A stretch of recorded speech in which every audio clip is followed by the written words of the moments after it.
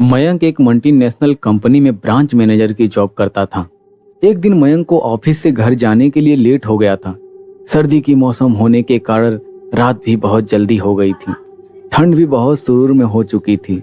रास्ते में चलते चलते मयंक को अचानक एक आवाज सुनाई दी, रुक जाओ, रुक जाओ। मयंक वहीं पर रुक गया और पीछे मुड़ के देखा, लेकिन पीछे भी कोई नहीं था।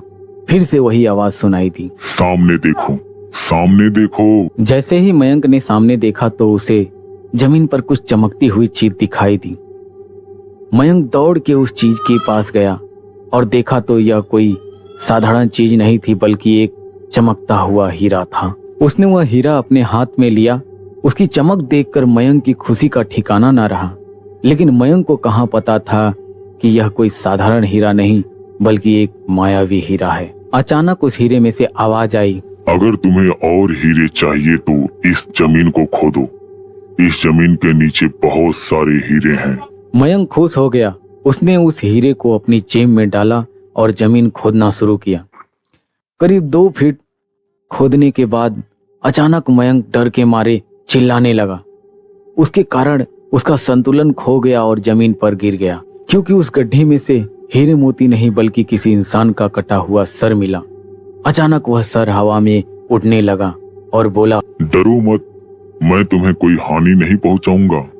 मैं तुम्हें बहुत सारे हीरे जवेरात भी दूंगा। बस मेरी बात ध्यान से सुनो। मैं जहाँ जाता हूँ वहाँ मेरे पीछे आओ। फिर वह सिर हवा में उड़ा और जंगल की ओर बढ़ने लगा। करीबन 1 किलोमीटर चलने के बाद वह सिर रुक गया। मयंक भी रुक गया।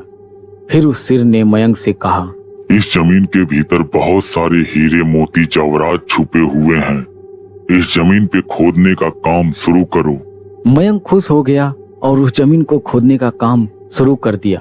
खोदते खोदते उस जमीन के नीचे हीरा मोती तो नहीं बल्कि उस सिर कटे हुए भूत का धड़ मिला। उस सिर ने कहा, अब तुम्हें एक आखिरी काम करना है, उसके बाद मैं तुम्हें माला माल कर दूंगा।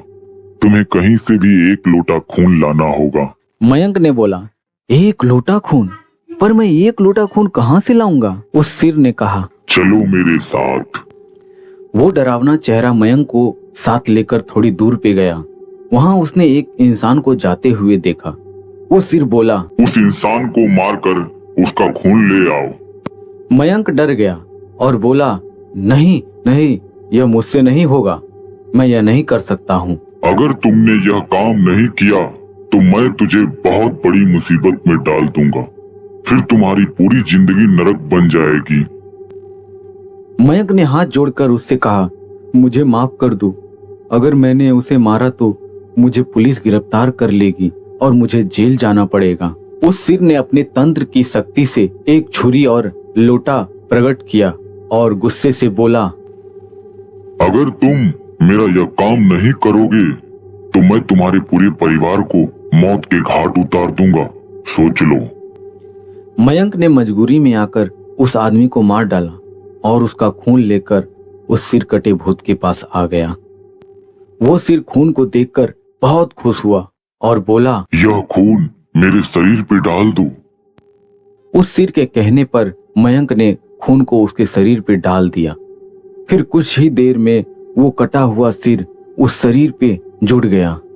यह सब देखने के बाद मयंक की हालत अब बेखबर होने लगी थी। वो उस भूत को देखकर काफी डर चुका था। जैसे ही वो भूत जिंदा हुआ तो जोरों जोरों से हंसने लगा और डरावनी आवाजें में बोला, तुमने बहुत बड़ी गलती कर दी है कि तुमने मुझे फिर से जिंदा कर दिया है। अब मैं सिर्फ तुम्हें ही नहीं बल्कि इस पूरे शहर को मौत के घाट उतार दूंगा। डर के मारे मयंक के मुंह से आवाज भी नहीं निकल रही थी। वो अपनी जान बचाने के लिए वहां से दौड़कर भागा, लेकिन उस भूत ने छलांग लगाकर मयंक को जमीन पे गिरा दिया और बोला, मुझे बहुत भूख लगी है, अब मैं तुम्हारा मांस खाऊंगा। जैसे ही वो भूत मांस खाने के लिए आगे बढ़ा कि तुरंत ही उसका सिर धड़ से अलग हो गया। मयंक समझ ही नहीं पाया कि आखिर यह चमत्कार हुआ कैसे। जब मयंक ने पीछे मुड़कर देखा तो एक अघोरी बाबा खड़े थे। उस अघोरी बाबा ने कहा, जब तुम उस आदमी को मारकर उसका खून लेने जा रहे थे तभी मैंने देख लिया था। और समझ गया कि कुछ बहुत ही बुरा होने वाला है। इसलिए मैंने तुम्हारा पीछा किया और पीछा करते करते मैं अब यहाँ तक चला आया और मैंने अपनी मंत्र की शक्ति से उस भूत को भी मार दिया है। अब तुम निश्चित होकर अपने घर जाओ, अब तुम पर कोई खतरा नहीं है। आज भी मयंक उस बातों को याद करता है तो उसकी रूह कांप जाती है। दोस्तों, आपको यह कहानी कैसी लगी प्लीज हमें कमेंट करें और इस कहानी को ज्यादा से ज्यादा शेयर करें। हमारे लिए आपका प्यार ही सब कुछ है और हमारे चैनल को भी सब्सक्राइब कर दें कि आपके लिए मैं ऐसी ऐसी कहानी लाता रहूं।